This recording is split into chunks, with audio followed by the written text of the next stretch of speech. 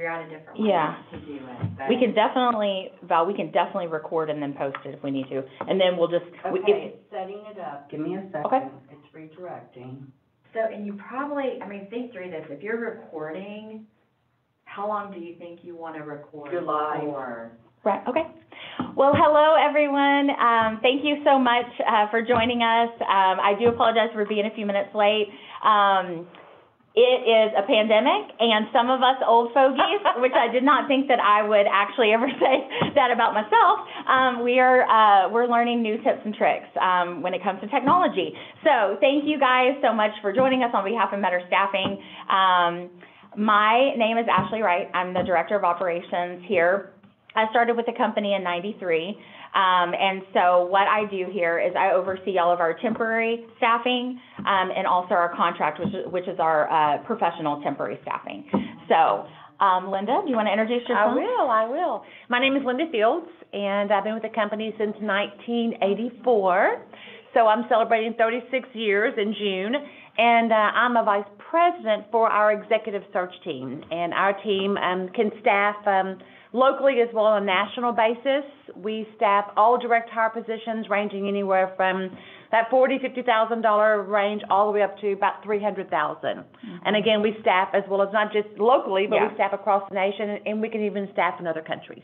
Yes. And actually, when I first started working a temporary desk, many moons ago, we really kind of stayed local on temporary, right in our backyard, and just kind of stayed within our area. But now I can say in the temporary world, we've got people all over the nation. So we do that on the temporary side as well.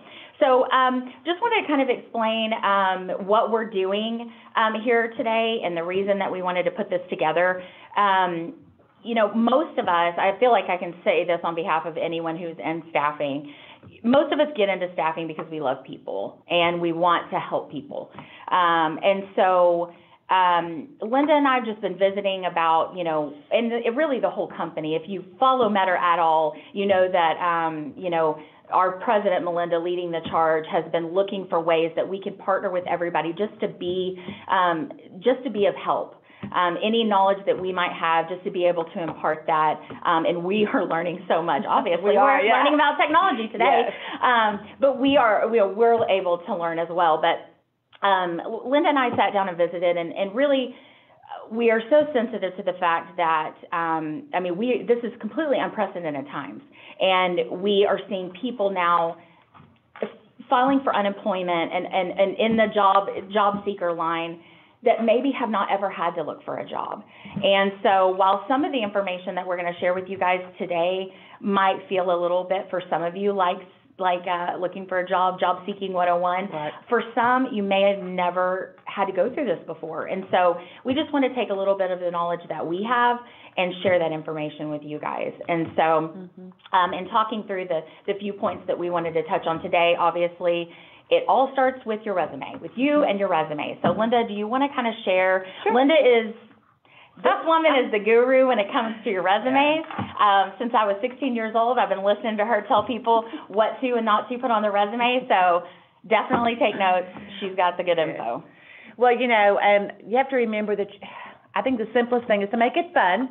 Is if job searching were a dating site, then your resume would be your dating profile. So don't go back to puberty.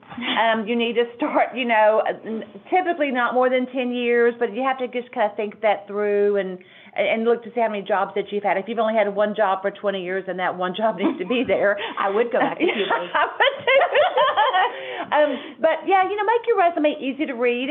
What you have to remember is that your resume is going into a database. And with a recruiter looking at that resume, so you've got to make sure it's very easy to read. Make sure your name and your address and your email address and your phone number, all that needs to be on the resume. You'd be surprised at how many resumes I received that only have a LinkedIn or only have their email. And I'm like, oh my gosh. So make sure it's all there to make it easy. So when someone wants to reach out to you, they can reach out to you about all of those different avenues, not just one avenue.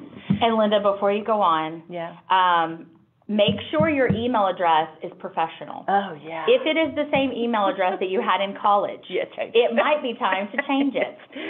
So just keep that in mind, because like Linda said, It's true. you would be surprised.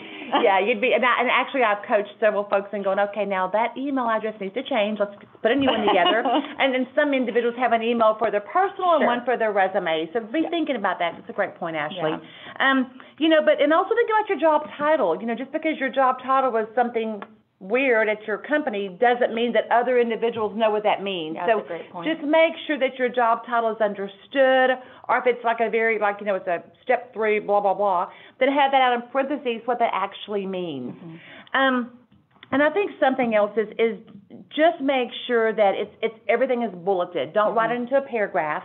Again, when that resume gets in front of a recruiter or hiring manager who may be reviewing 200 resumes, make sure that it's all bullets, it's easy to read, doesn't have to be complete sentences. It could be just, just brief overview of what you did in that role. I always sort of recommend when you're first doing a resume, sit down and think about, okay, what did I do every day? And what did I do sometimes? And then kind of put that into the resume. Of course, another thing to remember is that don't put year to year, put month and date to year. It's a lot easier, because I had one the other day, they had put 2018 to 2019. They only worked 1 month in 2018. So just put the month and then the year. I don't know how you feel this, Ashley, but I think that I'm not a real fan of hobbies. That's an old way to do resumes. Yeah. But I am a huge fan of, if you're a volunteer work at the Salvation Army, or if you're like an Eagle Scout, those types of things. Those need to be on your resume. It just shows what you do outside of your job. Again, make sure it's in kind of a bulleted resume. And again, I had a resume just the other day. I was telling Ashley about it. It was 20 pages long. And so again, make sure it should never be more than 2 pages. And if just think it through and make sure that it's not more than that. That's always so important.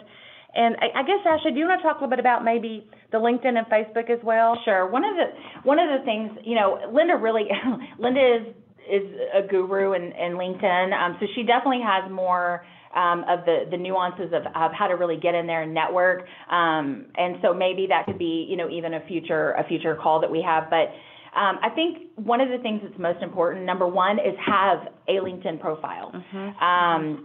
Also, make sure that your LinkedIn profile matches your resume. I have seen that be a red flag for companies before. If it does not match, then they start to question things and don't move forward. And one of the things, Linda touched on is if the hiring manager is looking through 200 resumes,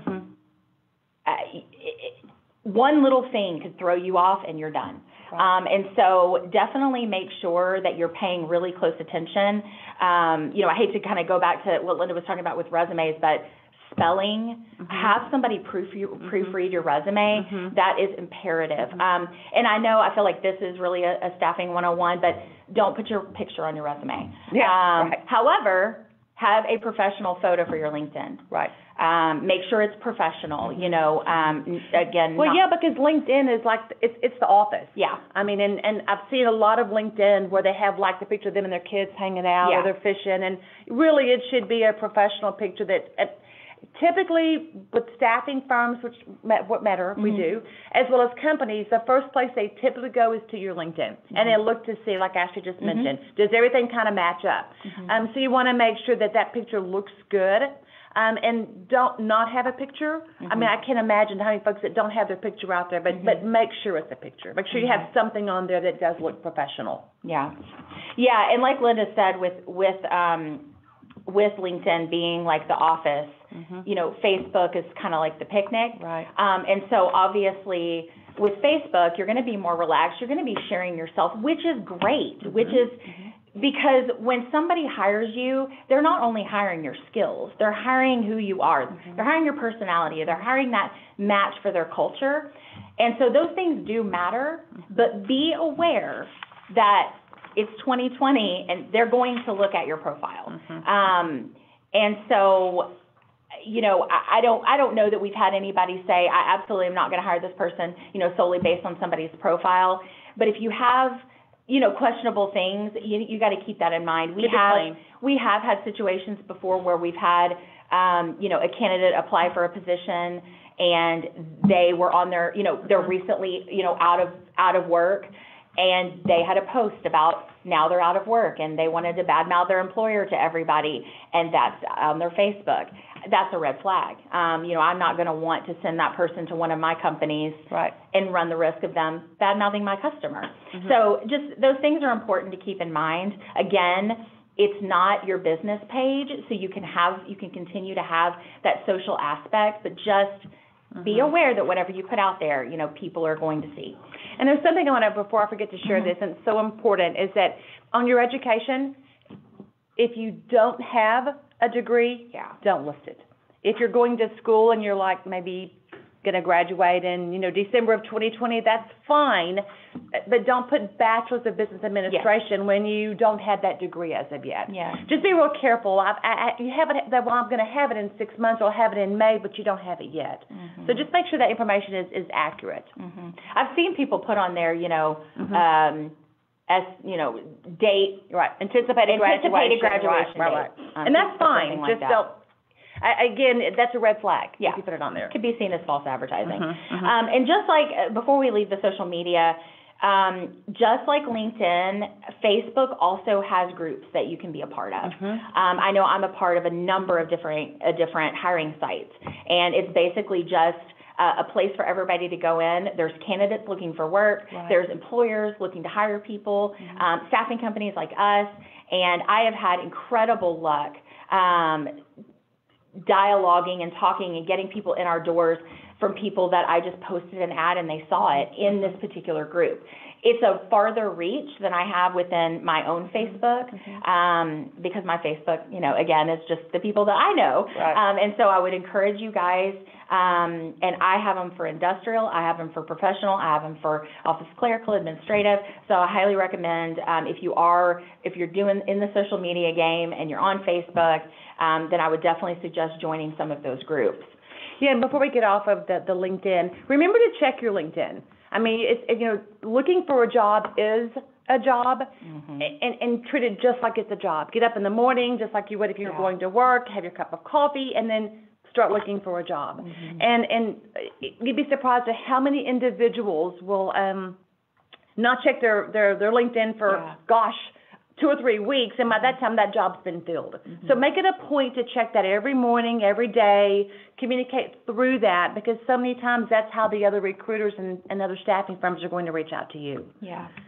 Yeah, and it is going to be competitive. When we get on the other side of this thing, it is going to be competitive, because there are some great people that have lost their jobs during this time, and so employers know that, and it's going to be incredibly, incredibly competitive.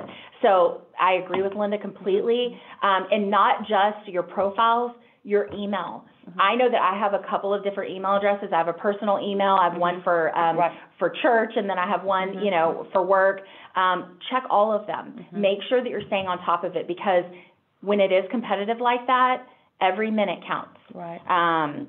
So I want to touch a little bit on job boards. Obviously job boards are, oh my gosh. They're super important. Thank God for them. But one thing that I would encourage you guys is, when you're on job boards and you're looking at postings, for me, when I go and I'm looking maybe for leads, I always filter by the date, because I want to see the most recent postings. Sometimes I'll get in there and I'll get all jazzed about a job, and then I'm like, oh, they posted this thing 30 days ago. You're like, oh, God. Yeah, that thing's probably not even available. There's hundreds of candidates. So I certainly would do that. It'll keep you on top of the newest jobs, and kind of on top of the list.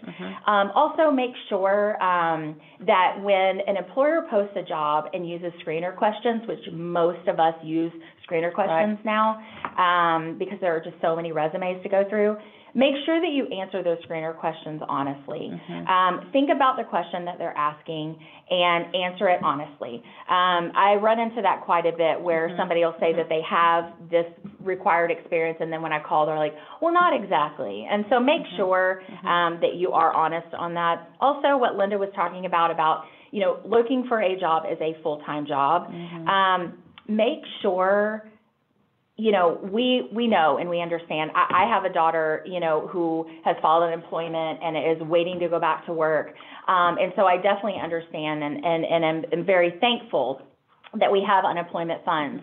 However, do not rely on that. Right. It's going to run out. And they're going to be reinstating the rule where you have to look for work. You know, the additional stimulus is going to run out. And I know for me, when I'm interviewing someone for one of my customers and I'm asking them, what have you done in the last 4 months since you lost your job? I want to hear that they've been looking for work. Right. I don't want to hear, well, I had unemployment, so right. I don't want to hear that. I want to know that you have been looking for work. And I think going a step further is they are going to need good candidates and good employees, but it's been a candidates market for a number of years. So you guys have kind of written your own ticket. Yeah, that switch flipped. It's switched. It's now a client's market. It's a company's market. And you've got to keep that in mind. And again, that goes back to your resume. It's got to catch the attention of whomever's looking at it. As a recruiter, which is what I do, I flip through resumes pretty fast. I'm looking at keywords and buzzwords that I want to look at. So I'm flipping through resumes fairly quickly. So just remember that there's lots of very qualified individuals out there now on the market that weren't there, 2 months ago? So your resume is going to have to stand out. Well, and speaking of, you know, you talking about keywords and set up alerts. All of these job sites allow you to set up alerts to be alerted when certain jobs or certain companies. Right. And, you know, Google allows you to set up alerts that you'll be emailed whenever a particular company is being talked about. And so I highly recommend doing alerts. Let's see here. I think we talked about, well, before we go in, we kind of wanted to close this thing talking about staffing firms and why go through us, why go through a staffing firm to look for a job. But before I go into that, I do just want to say, you know, like I said in the beginning, we are passionate about people. We love people. This is why we do what we do. And so I just want to encourage all of you who are out there looking for work, do not get discouraged. You know, one of the things that we talked about yesterday, Ryan Meador, we had a call and he was sharing with us, you know, the times that we're living in right now, a win right now might look different than a win 3 months ago. And so, but it's a win. Yeah, but it's a win. Right. So keep yourself encouraged. If you're getting bites on your resume, you know, some of these sites, I know Zip, some of these different sites, job board sites that you post your resumes to, they let you know when somebody's viewed your profile 1, 2, 3 times. Right. Those are wins. And so is LinkedIn. If someone's viewed your LinkedIn profile, it shows you how often that's been viewed and who's viewed it as well. Yeah, so those are wins. So just don't be discouraged. We're going to come out of this and on the other end, so just keep yourself encouraged. Right. But kind of going back to a staffing firm, we would love to have you send your resume to us if you're on the market looking for a job. There's some great reasons to use a staffing firm. We've been in business since 1968. That's one reason. But the other big reason is Ash and I are both so passionate about what we do, as are our teams in all of our offices. And using us would really, you're not one of 100 resumes being submitted. Typically with our companies, we're one of 10. We typically don't send more than about 10 resumes to a company for consideration. So it does really make you a little less, that kind of takes the numbers down some. And we're going to prep you, like we're talking today. We're going to spend 20, 30 minutes prepping you for the interview, prepping you for your resume, all the things that we do to kind of help you get that opportunity and to get to land that position. Yeah, and I mean, our slogan is, we're the people who know the people you need to know. Right. And it's all about connection. It's like we've talked about connection through LinkedIn, connection through, you know, you guys, if you're a member of a church, make sure everybody knows that you're looking for work. Put it out there. So, you know, we are the people who know the people. That you need to know. And so when you come to us and we get to know you and we spend time, you know, in the interview getting to know you, it's different when we submit your resume because we're not just submitting a piece of paper electronically like many of you have to do and don't have the opportunity to get to talk with someone. these people are talking with us and we're engaged. And when we send your resume, we're having dialogue about our conversations with you. When we check your references, we're having conversation about the fact that at their last job, this is what they were able to accomplish. And those are things sometimes that job seekers, they just don't have the opportunity to do unless they make it to the interview portion. And so I think that's a huge benefit of we're going to help you using navigate. We'll help you navigate the interview process. And I think that's what we do so well is walk you through it step by step by step. So just so you know how to do that, go to our website at Meador.com. In the top right-hand corner, it'll say Apply Now, and you can just click there and apply to be registered with us, and someone will reach out to you. So, Linda, do you want to close this out and talk about our next next one? As the economy's coming back, and we're feeling it now, the last 2 weeks have been pretty crazy with Meador Staffing. Everyone's kind of getting back to work, and they're starting to refill their positions. Now is a great time to learn how to interview. Like Ashley mentioned earlier, some of you may not have interviewed in 5, 10, 15 years, or maybe longer, and we haven't actually. So we will help you walk through that process in our next segment on how to interview, the do's and don'ts, and how to make yourself stand out in the interview, because it's going to look different. It's not just face-to-face like we're doing the 6-foot social distancing. It's going to be through Zoom or through another type of video interview. We're going to walk you through that as well. But again, like Ashley mentioned, if you've got anything you'd like to talk about in our next meeting, please send that through us through email, through our link, through our Facebook, and let us know, and we're happy to have that on the next segment.